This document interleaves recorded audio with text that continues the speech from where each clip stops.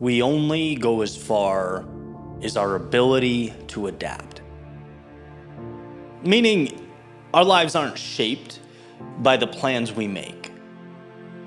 Our lives are shaped and defined by how we adapt and evolve and overcome when those plans fall through.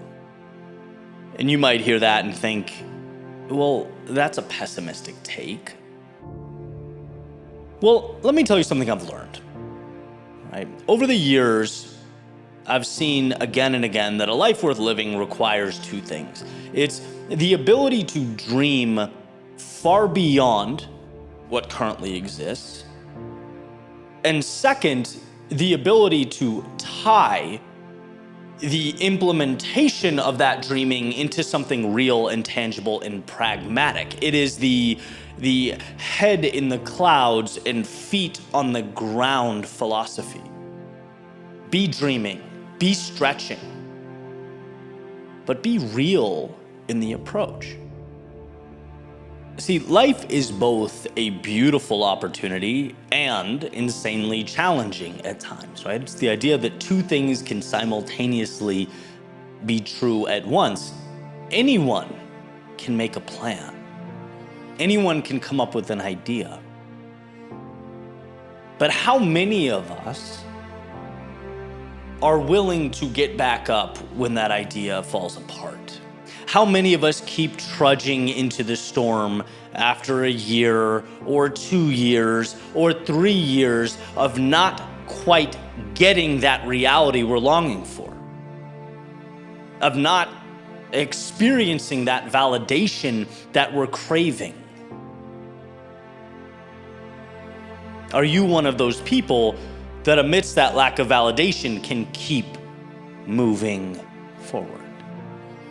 Again, it's not about making the plan, it's about adjusting, adapting, and growing as life throws everything it has at you. Not because life is an adversary or the deck is stacked against you, but because life has a way of ensuring you really want what you say you do. It has created checkpoints where you have to look around and ask, do I want to pay for this? Not financially, but with time, with energy. Are you willing to make the social sacrifices? Are you willing to commit and dedicate yourself to the game? Because most, by the way, say no. Most look at the cost. They look at what it takes to get to the other side and say, hey, this is not worth it. I'm gonna find something easier. I'm gonna find a different path. And you can look at those odds as a problem or a reason that you'll never get where you want to be, or you can see it as a tremendous opportunity. A lot of times it's not so much an ability as it is a willingness. Will you pay that price? Again, not financially, but with your time, with your energy, with your ego. Will you be the student? Will you humble yourself and move further into the storm when most look around and say, this is not for me? As the saying goes, so much of life is simply hanging on when others would be letting go. It's not seeing the result as, final, but making an adjustment or a pivot. And all of this leads me back to the main premise, right? That there is zero friction involved with making a plan. Anyone can make a plan, anyone can dream, anyone can hope. But when the wheels hit the road, will you adjust? Will you navigate through the chaos? It was never about the perfect map, or the perfect anything for that matter. It's, do you have the courage to be imperfect? To start without all the answers and collect them along the way? Can you find what doesn't work and turn that into your advantage, into the next building block? Sometimes it is that simple. It doesn't mean it's easy, but it's simple. We have to jump before we have wings. Because life is about learning to fly while you're free falling through the air. And trust me, I wish it wasn't that way.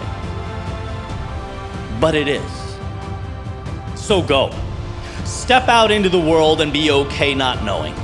Be okay out in the dark, because armed with the certainty that you will pivot until you find the key required to unlock the door, it makes you invincible. The plan gets you started. The dream gets you through the door. The same way that an entrance fee gets you into the race. But guess what? You still have to run it. And when you're cramping, when you're tired, when you feel weak, what do? Do you still pursue the finish line? Can you find a way to step? That's what ultimately means everything. Our lives are not shaped by the plans we make. Our lives are shaped by how we act when those plans fall through. So carry forth into the night, into the darkness. That same darkness that makes your palms sweat and your knees shake. You just might be the very light required to illuminate the path.